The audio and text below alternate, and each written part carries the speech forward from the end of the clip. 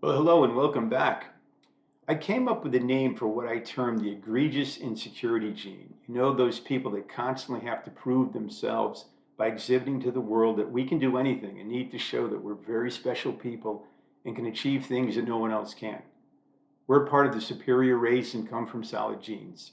And after all, they are among the elite class of total assholes.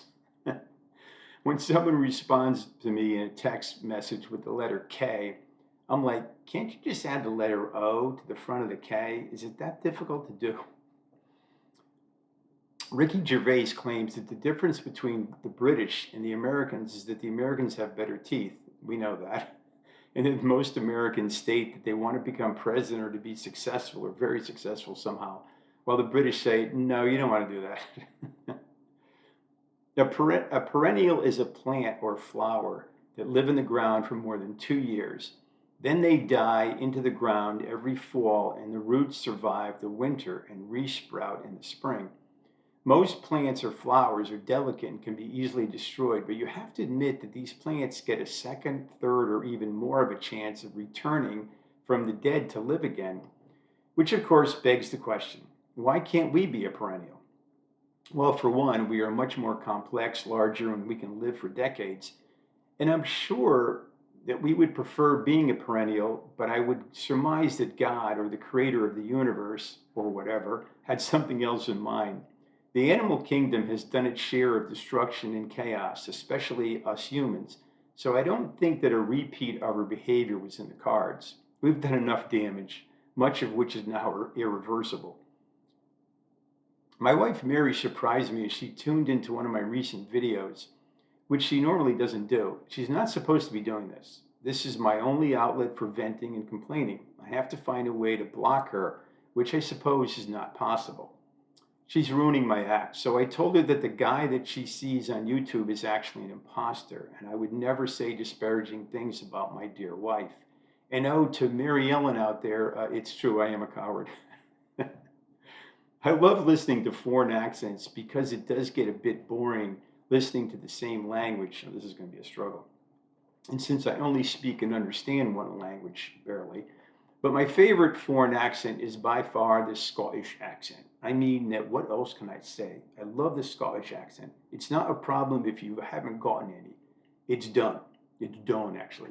I twisted my foot in the pool as I wasn't aware as I should have been with all the wee lassies. I was off my fucking trolley. I sincerely hope that someone familiar with the Scottish accent doesn't see this video. That was pretty bad. I occasionally talk to myself. So, what transpires is that I, who is me, attempts to start a conversation with what I call the receptor. I'm not sure if the receptor is the right term, but with my internal conversations, I do notice that the I, or perhaps me is a better term, is reviewing or perhaps testing a new idea or concept to the receptor. But I find that both parties, the me and the receptor, don't agree or don't seem in line with the concept. And the other challenge is that when I break down these conversations, they become fragmented and almost whimsical. And after all these years, both me and the receptor are bored with each other, and the communication turns into an absurd vaudevillian farce. In other words, both me and the receptor have lost interest in each other. Occasionally they merge and work it out and agree on the terms, but it's becoming very rare at my age. The me, where I'm going with this, the me has become very silly and burlesque. And ironically, the receptor realizes what is going to be presented is ridiculous and insignificant. So theoretically, they know each other well, and the conversations, presentations, questions, and answers are predictable to a certain extent. The me, after all these years, is fading now and becoming more erratic, and the receptor, in some fashion, wants to take over but can't. Most of the dialogues are now shorter and less consequential as I spend more time by myself. The me that created this parody has awoken the receptor, and he is analyzing this theory or notion and is not quite sure that this is a solid concept. But me thinks it is. The battle goes on, and I think I'm spending a bit too much time by myself. When you're my age, fun is no fun anymore. And just wanted to let you know, it's about 100 degrees in here. I had to close the door over here because they're doing some construction across the street.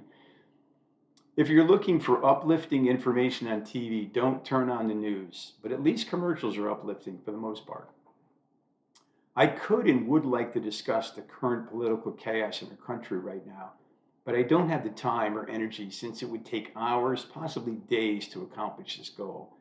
It's certifiable madness as we're witnessing the march to legislative lunacy in what is considered or once considered to be the most progressive and desired nation to reside in.